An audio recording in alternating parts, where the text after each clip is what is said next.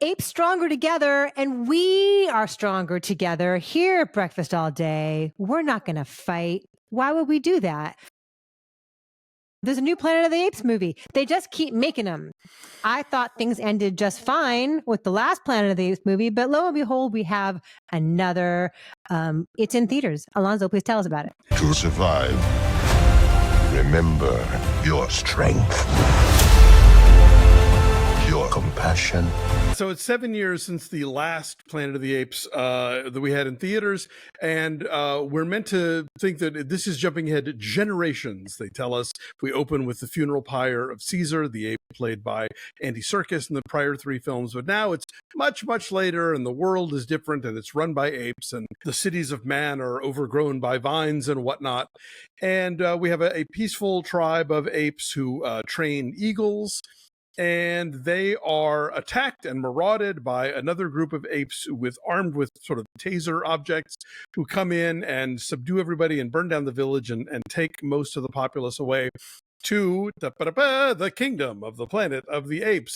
That kingdom is being ruled by a guy named Proximus, who has been sort of warping and perverting the teachings and ideas of Caesar, whereas you have another character, Raka, who is kind of an intellectual orangutan who has been trying to keep the message of Caesar's work alive. So interesting little commentary about, fundamentalism, let's say, but that's one of the few new ideas this movie brings to the table. I don't really know why this movie exists, because the Planet of the Apes movies going back to the 60s have been about something, have been about, how we treat the environment, have been about, race and class and, the dangers of technology, you name it. Those have been issues covered in these films. And this one, the humans are back, kind of ish. There's a couple of them who seem to have the capacity to speak. There's perhaps a growing underground of humans who want to take the planet back from the apes, but I don't know. We don't have. We have a new director this time, and it's the Maze Runner guy, whose Wes name is Ball. Wes Ball. Thank you. I was going to say Will Bass. I got that totally backwards. And as with the Maze Runner movies, there are certainly some individual action set pieces that pop, but overall, didn't really care about the story or the characters. And I think if you're gonna revive this kind of franchise, there needs to be some big idea that you're trying to put across. It doesn't necessarily have to be like a political statement, but I just mean like some cool new plot, or if you're a science fiction commentary about the world today, something that explains, okay, here's why we're doing this again, because we really needed to get into da-da-da-da. And this just feels like we're doing this again because the last one's made money, so why not? It does seem like that, like just milking the IP like another cash grab, especially when you look at how I at least thought that the last Apes movie with Andy Serkis that Matt Reeves directed was deeply emotional. Like that is operatic, and that ending is really intense and totally earned. And that whole trilogy was so well done. We were talking about this in our news segment, just how much we appreciate in retrospect how much Andy Serkis brought to the motion capture process, and it was still vaguely novel at that point, but it's the 25th anniversary of Phantom Menace, and we remember that Jar Jar Binks was the first entirely motion capture figure. Yeah.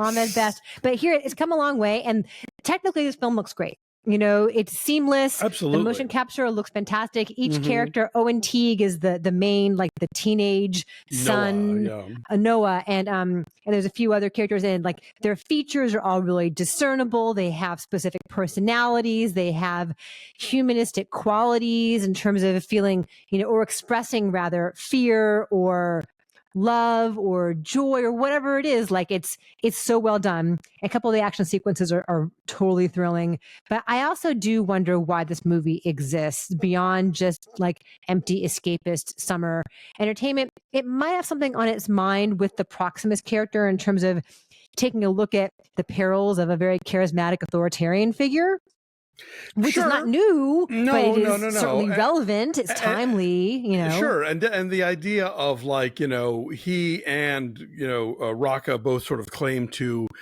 speak for Caesar, to defend Caesar. And so, you know, like I said, there is you could make this a sort of parable about like evangelicalism, you know. Right. A religious allegory, yes. Yeah, exactly. But the movie's doesn't seem super interested in that, frankly. It mainly seems super interested in setting up the next few chapters. And then, of course, it brings up some stuff where, like, again, the effects are gorgeous. The post-apocalyptic the post-apocalyptic world as it's presented here, as it's sort of, like I said, overgrown, and, you know, the forests have kind of reclaimed the things.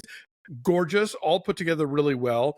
But then we encounter some human technology later in the film, and I'm thinking, how many generations, and why is this all still seemingly in good working order, and how do these people know how to even use it if it's been such a long time? So that kind of stuck in my craw. It's a minor thing, but it's if this is going to be another trilogy or whatever, I imagine that's going to be an issue that's going to come up. So yeah, I don't know. I admire the craft. I thought the performances were fine. Like, nobody is blowing me away the way that Andy Serkis did, but like Kevin Durand plays Proximus, and he's, you know, just chewing up the scenery and hamming it up in a way that he's really enjoying. And but yeah, I don't know why this movie exists, and the movie doesn't offer that reason either.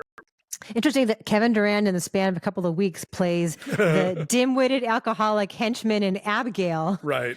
And also just this really fearsome authoritarian figure here. So range. Yes. He contains I thought Freya Allan was good as the young woman who comes along with them, who, you know, seems like she's a little smarter than the average human, because at this point humans are pretty much like incapable of speaking, and they're driven they're underground. very rudimentary.